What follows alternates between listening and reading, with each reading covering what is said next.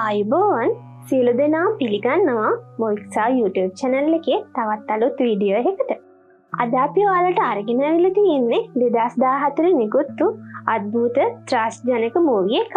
කතාව ගෙතෙන්නේ ගුවන් යානයක සිදුවන අద్භූත භයානක සිදුවීම් වලට මුහුණ දෙන මගීන් පිරිසක් වටා. හිතා ගන්නවත් බැරි අවසානයක් තියෙන මේ ෆිල්ම් එකේ කතාව අද මම ඔයාලට කියනවා.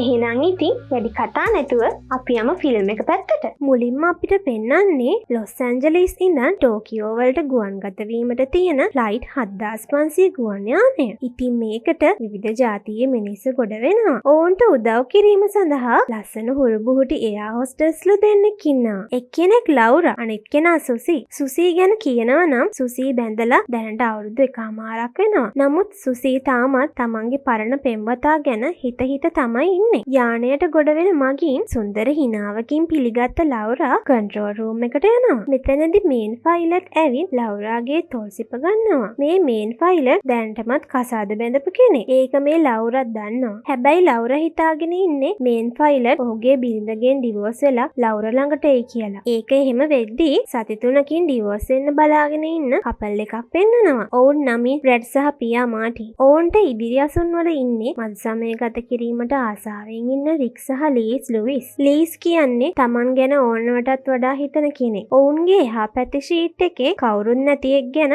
ඔවුන්ට සතුටින් ඉන්න පුළුවන් උනේ ටික වෙලාවයි. මොකද එතනින් ඉඳගත්ත ජැකින්ට නිසා. ජැකින්ට කියන්නේ ඇඟ පුරා ටැටූ ගහගත්ත ත්‍රාසජනක දේවල් වලට ගොඩක් කැමති අමුතු කෙල්ලෙක්. මේ අතර හැමෝගෙම අවධානය යොමු වුණ අద్භූත මිනිසෙක් හිටියා. ඒ තමයි ලාන්ස් මෝරර්. ඔහු ෆ්ලයිට් එකට ගොඩ වෙන්නෙම අමුතු ආකාරයේ පෙට්ටියක් අතේ තියාගෙන. මේ අද්භූත මිනිසයා ඒ පෙට්ටිය දාන්නේ තමන්ගේ ඉස්සරහ ෂීට් එකට යටි. ඒක දැක්ක ලවුරා ඇවිත් පෙට්ටිය උඩින් තියන්න හදද්දි මේ මිනිසයා කියනවා නැහැ මම ඕක දාන්නම් කියලා. ලවුරට ඒ පෙට්ටිය අල්ලන්නවත් දෙන්නේ නැතුව මේ මිනිස්සෙම පෙට්ටිය අරගෙන උඩ කැබින් එකෙන් දානවා. ඔන්න මේ ෆ්ලයිට් එක ගුවන්ගත වෙලා ටික වෙලාවක් යද්දි ෆ්ලයිට් එක ගැස්සෙන්න පටන් ගන්නවා. ඊට පස්සේ දැනුම් දීමක් කරනවා හැම කෙනෙක්ටම ෂීට් බෙල්ට් දාගන්න කියලා. එයා හොස්ටස්ලත් ගිහින් එයාලට වෙන් කරලා තියෙන ෂීට් වල වාඩි වෙලා එයාලා ෂීට් බෙල්ට් දාගන්නවා. මෙතනදී අර ජැකින්ට කියන අමුතු කෙල්ල නම් මේක විඳිනවා. අනිත් ඔක්කොම නම් ගොඩක් බය වෙලා ඉන්නේ. අර මම කලින් කියපු අద్භූත මනුස්සයා එහෙමත් නැත්නම් ලාන්ස් නම් ගොඩක් බය වෙලා හුස්ම හිර වෙලා වගේ තමයි ඉන්නේ. ටික වෙලාවකින් මේ ෆ්ලයිට් එකේ ගැසිල්ල නැවතිලා යනවා. අනිත් අය නම් යථා තත්ත්වයටපත් වෙනවා. නමුත් ලාන්ස්ට හුස්ම හිර වෙලා තියෙන්නේ කියලා එයා ළඟ ඉන්න මනුස්සයට තේරෙනවා. ළඟ ඉන්න මනුස්සයා අහනවා මොකද්ද ප්‍රශ්නේ කියලා. ලාන්ස් ගොඩක් අමාරුවෙන් කියනවා මට හුස්ම ගන්න අමාරුයි කියලා. ඊට පස්සේ ළඟ හිටපු මනුස්සයා එයා හොස්ට් කෙනෙක්ට කතා කරනවා. මෙතනට එන්නේ ලවුරා. ලවුරටත් දැන් හිතා ගන්න බෑ මේ මනුස්සයට මොකද්ද වෙලා තියෙන්නේ කියලා. ලවුරා ඊට පස්සේ මෙතනින් ගිහින් ඇනවුස්මන්ට් එකක් දෙනවා. ෆ්ලයිට් එක ඇතුලේ ડોක්ටර් කෙනෙක් ඉන්නවා නම් වහාම එන්න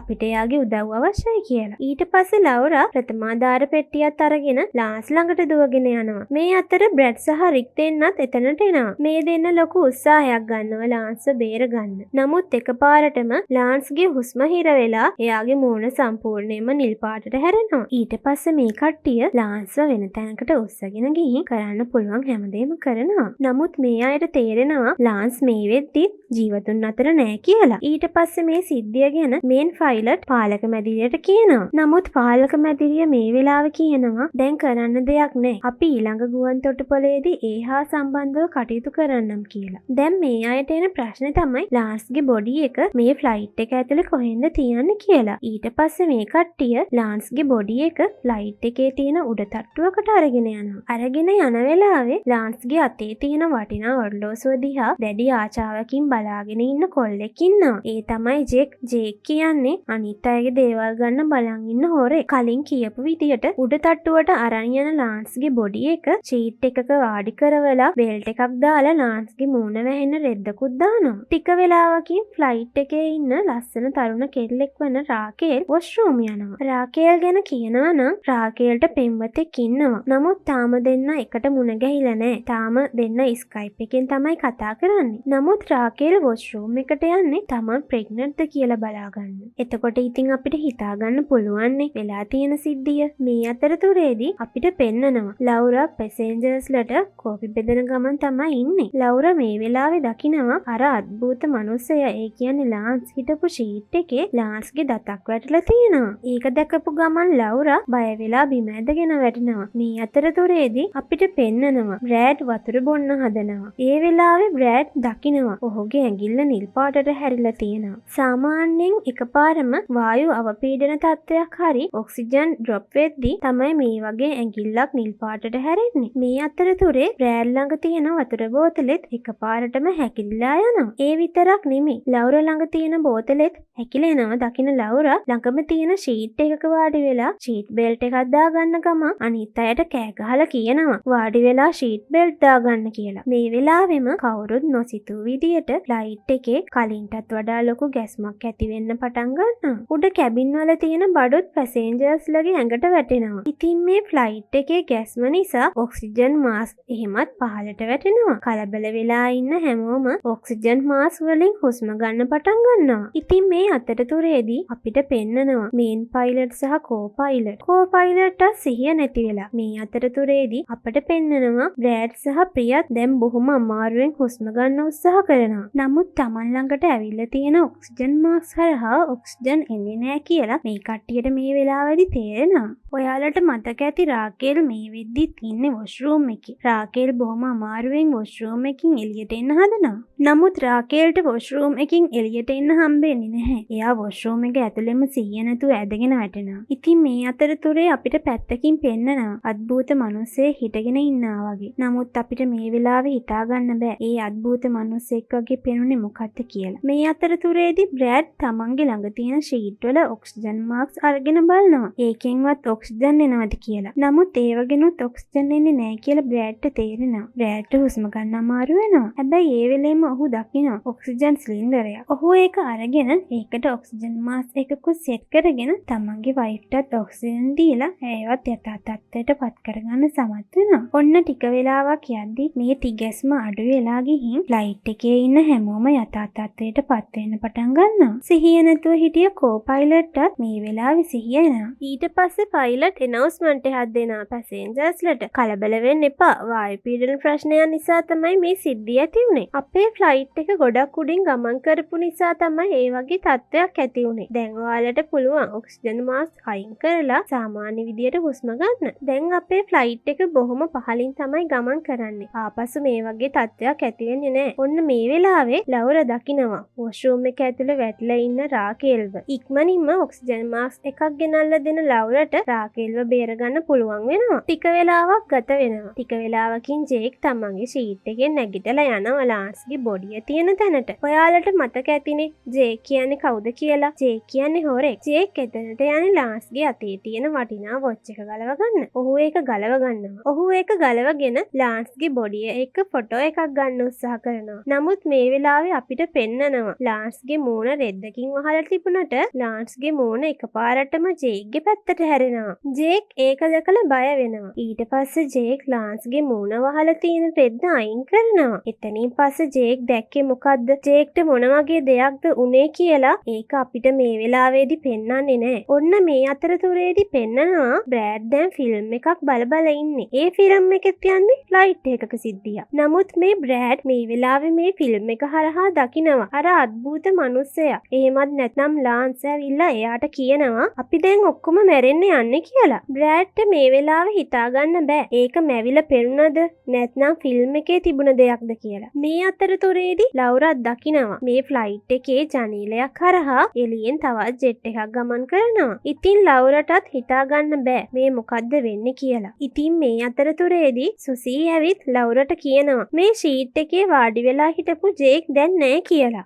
ජේක් කොහෙද ඉන්නේ බලන්න මේ දෙන්න යනවා උඩ තට්ටුවට. අන්න එතනට ගිහින් බැලුවට පස්සේ තමයි මේ දෙන්නට තේරෙන්නේ ලාන්ස්ගේ බොඩි එක වගේම ජේක් අතුරුදහන් කියලා. ඊට පස්සේ ලවුරා පයිලට්ටත් මේ ගැන දැනුම් දෙනවා. ඊට අමතරව ලවුරා අහනවා අපේ යානය අසලින් F-16 වර්ගයේ ජෙට් යානයක් ගමන් කරාද කියලා. මේ වෙලාවේ පයිලට් කියනවා අපේ යානය අසලින් කිසිම යානයක් ගමන් කළේ නැහැ කියලා. ඉතින් පයිලට් නම් මේ වෙලාවේ හිතන්නේ කලින් සිදුවුණ තිගැස්ම නිසා ලාන්ස්ගේ බොඩි එක වගේම ජේක් මේ කොහේ හරි අතුරුදහන් වෙලා ඇති කියලා. නමුත් මේ ෆ්ලයිට් එකක් ඇතුලේ ඒ දෙන්නම අතුරුදහන් වෙන්න විදියක් නැහැ කියලා හැම කෙනෙක්ටම තේරිලා තියෙන්නේ. ඔන්න ඊට පස්සේ අපිට පෙන්නනවා රාකේල් ආපහු ඔහු වොෂ්රූම් එකට ගිහින් එයා දැන් උත්සාහ කරන්නේ Taman දැන් ප්‍රෙග්නන්ට්ද නැද්ද කියලා බලාගන්න. නමුත් එකපාරටම රාකේල් දකිනවා තමන්ගේ කකුල් දෙක ළඟින් දුමක් මතුවෙලා ඒ දුම හරහා අර අద్භූත මිනිස්සයා ලාන්ස් Tamanව අල්ලා ගන්න උත්සාහ කරනවා කියලා. රාකේල් කෑ ගහලා අනිත් අයගෙන් උදව් ඉල්ලලා මෙතනින් බේරිලා යන්න උත්සාහ කරනවා. නමුත් රාකේල්ට සාර්ථක වෙන්න බෑ. රාකේල් මේ වොෂ්රූම් එක ඇතුළෙම මැරෙනවා. මේ විදි අනිත් අයටත් තේරිලා තියෙන්නේ ෆ්ලයිට් එක ඇතුලේ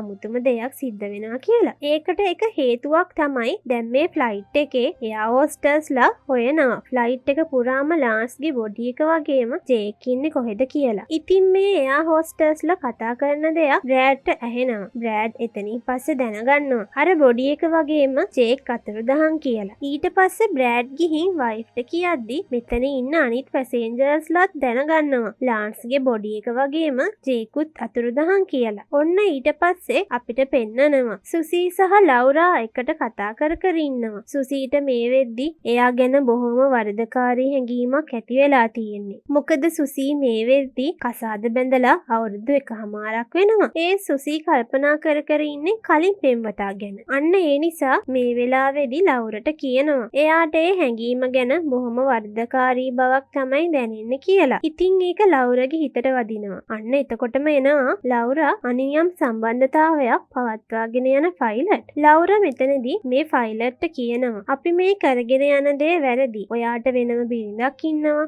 ඔයාට වෙනම ළමයි ඉන්නවා. ඒ නිසා අපි මේ සම්බන්ධය නතර කරලා දාන්න ඕන කියලා. ඇත්තටම ෆයිලට් මේ වෙලාවේදී ඒක තේරුම් ගන්නවා. ඔන්න ඒ අතරතුරේදී අපිට පෙන්නනවා බ්‍රැඩ් ප්‍රියා, රික් සහ ලීස් එකතු වෙලා අර අద్භූත මිනිස්සයාගේ බෑග් ටික චෙක් කරලා බලනවා. ඇත්තටම මේ අద్භූත මිනිස්සයා කවුද කියලා. අන්න ඒ වෙලාවේදී ජැකින්ටත් එනවා. ජැකින්ට මේ වෙලාවේදී මේ කට්ටියට ගෙනත් දෙන්නේ ලාන්ස්ගේ අద్භූත පෙට්ටිය. ඒක ASCII මොකද්ද තියෙන්නේ කියලා බලලා කියන්න කියලා තමයි මේ පෙට්ටිය ගෙනත් දෙන්නේ. ඊට පස්සේ ජැකින්ට ආපසු තමන්ගේ ෂීට් එකට ගිහින් නිදාගන්න උත්සාහ කරනවා. ජැකින්ටට එකපාරටම දැනෙනවා තමන් පොරවගෙන ඉන්න බෙඩ් ෂීට් එක කවුරු හරි පහලින් අදිනවා වගේ කියලා. නමුත් ජැකින්ට ඒක ගණන් ගන්නේ නැතුව ආපසු බෙඩ් ෂීට් එක පොරවගෙන නිදා ගන්නවා. ඉතින් මේ අතරතුරේදී අර ලාන්ස්ගේ බඩු චෙක් කර ඉන්න කට්ටිය ඉන්න තැනට එයා හොස්ටස්ලා දෙන්න එනවා. ඒ කියන්නේ සුසී සහ ලවුරා. ඒ දෙන්න ඇවිත් බෑග් චෙක් කර හිටිය පිරිසට කියනවා ලාන්ස් දැන්ටමත් ජීවතුන් අතර නෑ තමයි. නමුත් ඔයාලට අයිතියක් නෑ ඒ මිනිස්සයාගේ බෑග් එක චෙක් කරන්න කියලා. ඊට පස්සේ සුසී සහ ලවුරා මේ කට්ටියව ආපසු යවනවා පැසෙන්ජර්ස්ලා ඉන්න තැනට. නමුත් මේ වෙලාවේදී සුසී සහ ලවුරටත් සැකයක් එනවා. මේ ලාන්ස් කියන මිනිස්සයා ඇත්තටම කවුද කියලා හොයලා බලන්න. මේ ෆ්ලයිට් එකේ තවත් පහළ තට්ටුවක් තියෙනවා. අන්න ඒ පහළ තට්ටුවේ තමයි පැසෙන්ජර්ස්ලාගේ උඩ තියන්න බැරි බඩු ඔක්කොම දාලා තියෙන්නේ. අන්න ඒ බඩු අතර ලාන්ස්ගෙත් බෑග් වගේක් තියෙනවා කියලා මේ දෙන්නට මතක් වෙනවා. ඊට පස්සේ ලවුරා සුසීට කියනවා මම පහළට ගිහින් ලාන්ස්ගේ බඩු චෙක් කරලා එන්න. ඔයා උඩට වෙලා ඉන්න කියලා. එහෙම කියලා ලවුරා පහළට යනවා. මේ වෙලාවේ අර බ්‍රෑඩ් ඇතුළු කට්ටිය ලාන්ස්ගේ අద్භූත පෙට්ටිය ඇරලා බලන්න උත්සාහ කරනවා. ටික වෙලාවකින් ඔවුන්ට ඒක අරගන්න පුළුවන් වෙනවා. නමුත් ඒක ඇතුළේ තිබ්බේ අපි කවුරුත් නොහිතපු දෙයක්. ඒක ඇතුලේ තියෙන්නේ අමුතුම ආකාරයේ බෝනික්කේ. බෝනික්කගේ විස්තර ඇතුළත් කොලේකුත් මේ කට්ටිය දකිනවා. ඒ කොලේ චෙක් කරලා බැලුවට පස්සේ තමයි මේ කට්ටියට තේරෙන්නේ ලාන්ස් මේ බෝනික්කව ටෝකියෝ වල ඉන්න කෙනෙක්ට අරගෙන යන ගමන් තමයි ඉඳලා තියෙන්නේ කියලා. ඉතින් මේ වෙලාවේදී බ්‍රෑඩ් දකිනවා බෝනික්කගේ නම විදියට තියෙන්නේ චිනිගාමි කියලා. අනිත් අයට මේ චිනිගාමි කියන නම කිව්වට කිසි දෙයක් මීටර උනේ නැති වුණාට ජැකින්ට හොඳටම දන්නවා මේ ශිනිගාමී කියන්නේ මොන වගේ බෝනික්කෙක්ද කියලා. ශිනිගාමී බෝනික්ක කියන්නේ මරණයේ බෝනික්කට. මේ මරණයේ බෝනික්කට කරන්න තියෙන එක රාජකාරියක් තියෙනවා. ඒ කියන්නේ උදාහරණයක් විදියට ගත්තොත් එහෙම කෙනෙක් හදිසියෙම ජීවිතක්ෂයටපත් වුණොත් එහෙම ඒ කෙනාට හිතාගන්න බෑ ඒ කෙනා මැරුණද නැද්ද කියලා. සාමාන්‍යයෙන් ඒ වගේ ආත්මයක් තමන්ගේ මරණය පිළිගන්නේ නැහැ. අන්න ඒ වගේ මරණය පිළිනොගත් ආත්ම මරණය කරා අරගෙන යන එක තමයි මේ චිනිගාමි කියන බෝනිකගේ රාජකාරිය කියලා මේ වෙලාවේදී ජැකින්ට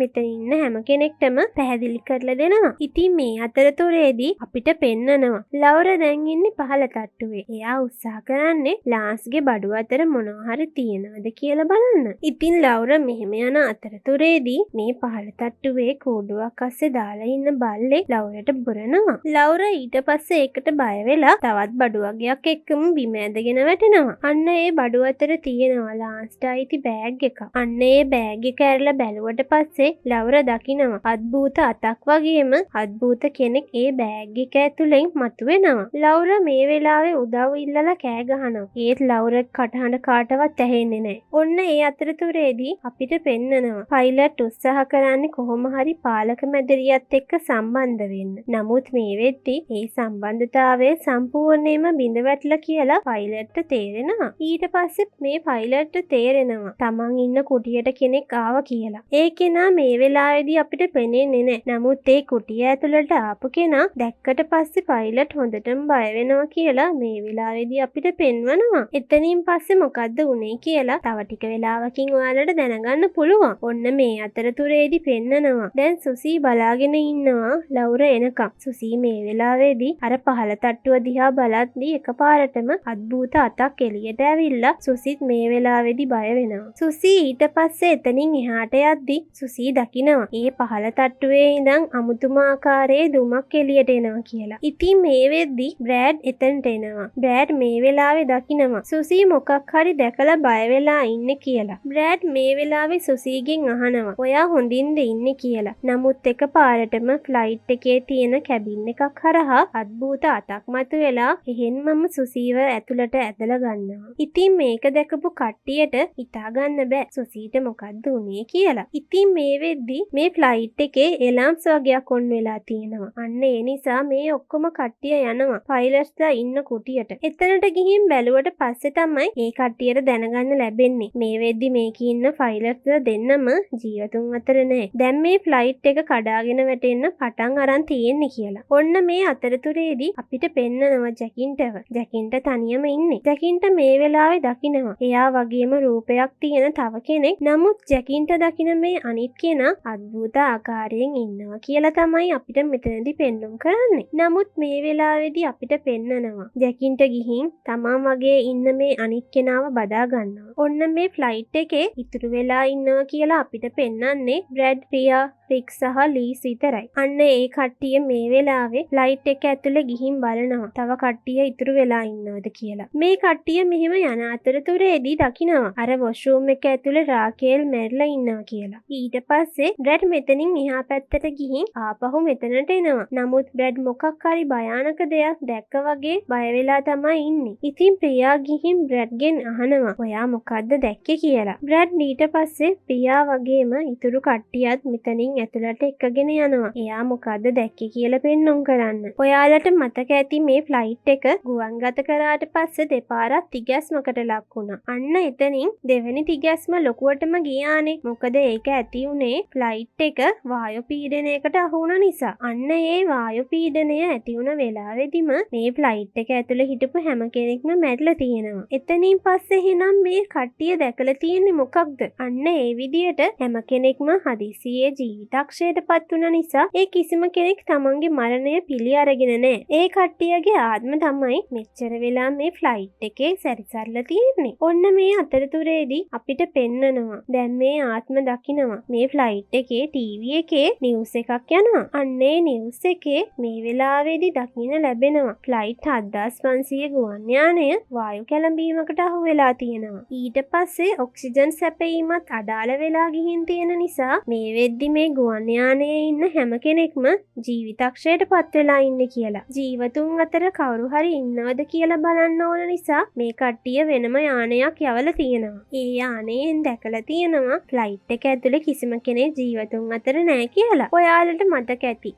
ලවුර මේ ෆ්ලයිට් එක ඇතුළේ ඉද්දී ජනේලය හරහා දැක්කා වෙනත් ජෙට් එකක් වගේ දෙයක් මෙතන ළඟින් යනවා. අන්න ඒ වෙලාවේදී ලවුරගේ ආත්මය දැකලා තියෙන්නේ මේ ෆ්ලයිට් එකේ කවුරු හරි ජීවතුන් අතර ඉන්නවද කියලා බලන්න ආපු ඒ අනිත් ජෙට් යානය. ඊට පස්සේ මේ ටීවී එකේ යන නිවුස් එකෙන් අවසාන වශයෙන් කියනවා මේ ගුවන් යානය පැය 6ක් ස්වයංක්‍රීයව ගමන් කරලා පැසිෆික් සාගරයට කඩා වැටිලා ඒක සම්පූර්ණයෙන් විනාශ වෙලා යනවා කියලා. ඒ කියන්නේ දැන් ඔයාලට තේරෙනවා ඇති. අර වායු කැළඹීමෙන් පස්සේ මේ ෆ්ලයිට් එකේ හිටපු හැම කෙනෙක්ම ජීවිතක්ෂයට පත් වෙලා තියෙනවා. හදිසියෙම මේ අය මැරුණ නිසා තමයි මේ කට්ටියගේ ආත්ම ෆ්ලයිට් එක පුරා සැරිසරලා තියෙන්නේ මෙච්චර වෙලාවක් යනකම්ම. මේ කට්ටිය දැනගෙන හිටියේ නෑ මේ කට්ටිය මැරිලා ඉන්නේ කියලා. නමුත් අවසානයේට තමයි මේ කට්ටිය දැනගන්නේ හැමෝම මේ වෙද්දි ජීවතුන් අතර නෑ කියලා. ඔන්න ඔහොම තමයි 2014 නිකුත් වූ මේ සුපිරිම ෆිල්ම් එක අවසන් වෙන්නේ. ඉතින් තවත් මේ වගේ මූවිස් බලන්න අපේ වීඩියෝ එක ලයික් කරලා කමෙන්ට් කරලා channel එක subscribe කරන්න අමතක කරන්න එපා.